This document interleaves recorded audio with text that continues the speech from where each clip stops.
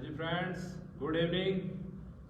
आज शाम को बहुत दिनों बाद लाइव हुए हैं। वैसे तो सुबह भी नहीं हो पा रहे क्योंकि समय की बहुत समस्या हो रही है। तो आज कुछ फ्री थे, सोचा क्यों ना कुछ आप लोगों को बताया जाए, कुछ सिखाया जाए, कुछ आप लोगों का लाभ योग अभ्यास द्वारा कुछ हो सके। तो आज मैं टॉपिक लाया हूँ जो वो बेहद आम समस्या हो गई है आजकल। वो समस्या है हमारी हाई बीपी की या लो बीपी की। हाई बीपी की समस्या ज़्यादा है। तो हम आज बात करेंगे कि योग अभ्यास के द्वारा और कुछ अपने खान पान के द्वारा हम कैसे हाई बीपी को कंट्रोल कर सकते हैं, रोक सकते हैं, और कैसे हम उसे जो है अपने जीवन शैली से अलग निकाल के बाहर फेंक सकते हैं।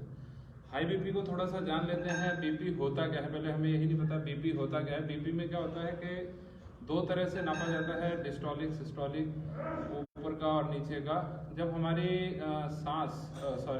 जब हमारा हृदय, हमारा हार्ट जब पंप करता है उस समय पर जो ब्लड का फ्लो होता है, जो ब्लड का प्रेशर होता है, उसे ऊपर का कह देते हैं। और जब दो धड़कनों के बीच में जो हमारे जब हमारा हार्ट जो है वो रेस्ट फॉर्म में होता है, उस समय जो हमारे ब्लड का फ्लो होता है उसे नीचे का कह देते हैं। नॉर्मली 120-80 बताते हैं होता है, पर इससे थोड़ा 5-10 ऊपर या 5-10 नीचे भी नॉर्मल ही होता है, उसमें कोई समस्या नहीं है, इतना नॉर्मल रहता है। कुछ आप काम ऐसे कर रहे होते हैं जिसके कारण बीपी बढ़ सकता है। जैसे हम एक्सरसाइज कर रहे हैं उस समय बीपी थोड़ा बढ़ जाता है, तो ये एक कॉमन समस्या है, इसको उसमें हमने नहीं लेना है।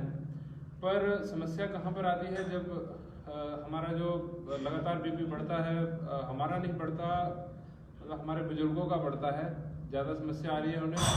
वो है कारण, उसका सबसे बड़ा है हमारी गलत दिनचर्या। गलत खान पान।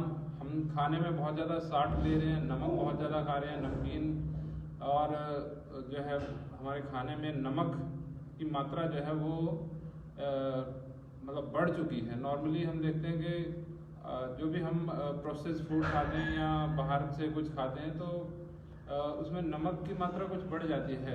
WHO का रिकमेंड एक पॉइंट है कि आपने एक दिन में 5 ग्राम नमक खाना है, पर हम 5 ग्राम से कहीं अधिक खा रहे हैं।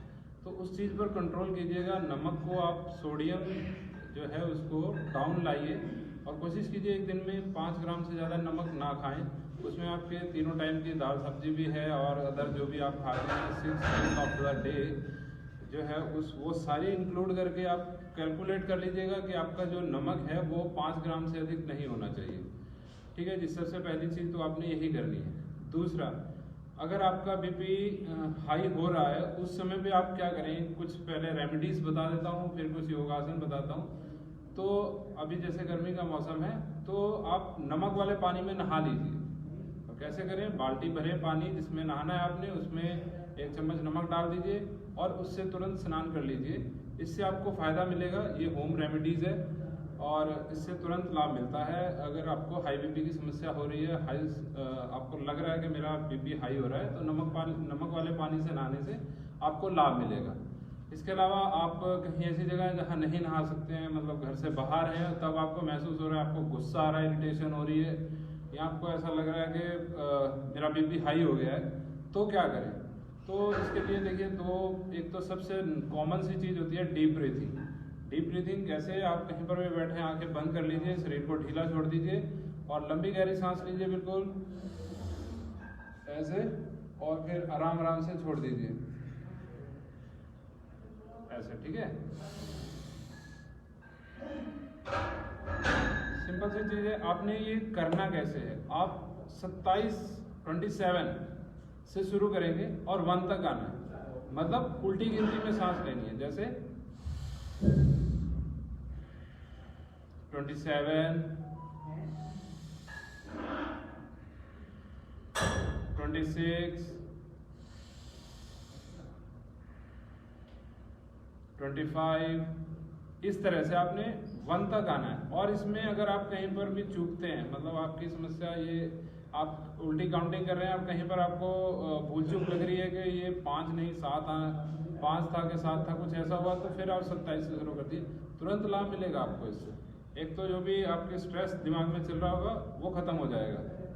अगर किसी स्ट्रेस के, किसी टेंशन के कारण आपको हाई बीपी हुआ है तो वो तुरंत उसका लाभ आपको तुरंत मिलेगा। आपका जो माइंड है वो सेटअप हट जाएगा वहाँ से, क्योंकि वो काउंटिंग पर चला जाएगा और आपकी ब्रीथिंग पर चला जाएगा, तो आपको तुरंत लाभ मिलेगा। इसके अलावा आप क्या कर सकते हैं, ये तो डीप ब्रीथिंग नॉर्मल चीज़ है जो सभी कर सकते हैं, इसमें कोई वो नहीं है। और इसके बाद फिर अगर आपको फिर समस्या दूसरी मैं बता देता हूँ कि दूसरा आप क्या कर सकते हैं। इसमें दूसरी चीज़ आप कर सकते हैं, इसमें शीतली प्राणायाम होता है।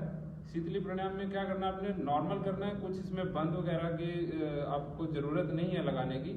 सिंपल आप जीभ को बाहर निकालें, फोल्ड करें, जीभ से टच करते हुए सांस को अंदर लें और फिर उसे नॉर्मली छोड़ दें। देखिए कैसे, मैं करके दिखाता हूँ। आप शांत बैठ जाइए, कमर गर्दन सीधी कर लीजिए, शरीर को ढीला छोड़ दीजिए, जीभ को बाहर निकालिए और फोल्ड कर लीजिए। कैसे,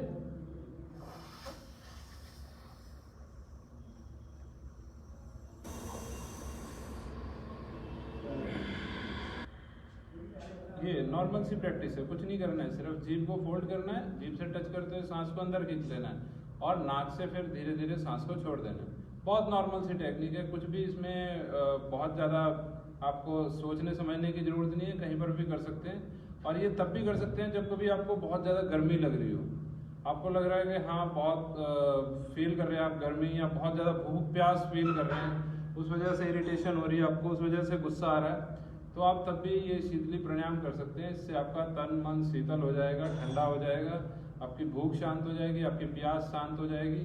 तो ये तो उस समय के लिए जब कहीं आप फंसे हुए हैं। इसके अलावा आप शीतकारी प्राणायाम है, उसमें भी नॉर्मल है, मुंह दांतों को बंद करके और तब सांस अंदर खींचते हैं मुंह के द्वारा। देखिए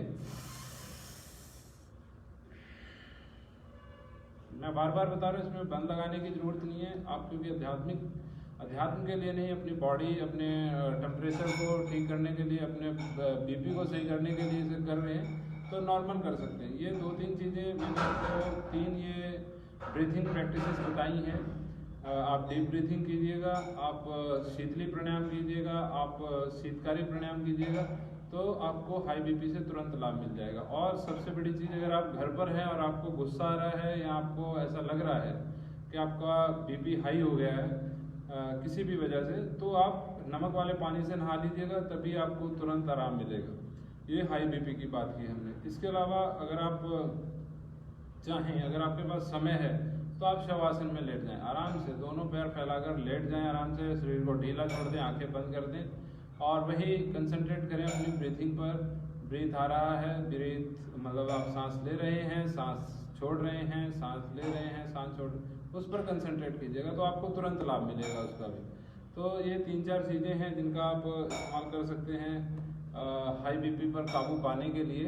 और अगर आप इसका रोज़ अभ्यास कर रहे हैं डीप ब्रीथिंग का और शीतली और शीतकारी प्राणायाम का, और अपने खाने का ध्यान रख रहे हैं, विशेष तौर पे आपके खाने में सोडियम कम है, नमक आप कम खा रहे हैं, तो आपको हाई बीपी की समस्या होगी ही नहीं।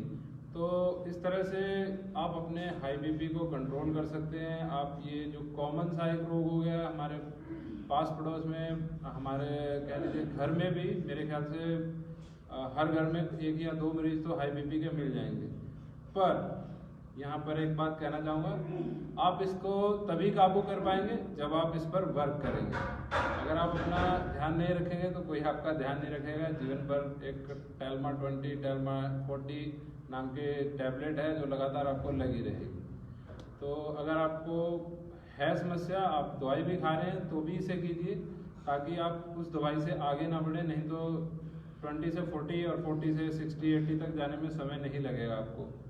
तो आप ये 3 नॉर्मल से अभ्यास हैं, आप कभी भी कर सकते हैं, खाना बनाते हुए कर सकते हैं, आप जो हमारी माताएं बहनें हैं घर में काम करते हुए कर सकती हैं, जो हमारे बुजुर्ग हैं बड़े, वो अपना कहीं पर बैठे हैं टीवी देखते हुए कर सकते हैं, सोते हुए सोने के लिए जा रहे हैं, लेट गए आराम से शरीर को ढीला करके, तब इसका अभ्यास कर सकते हैं।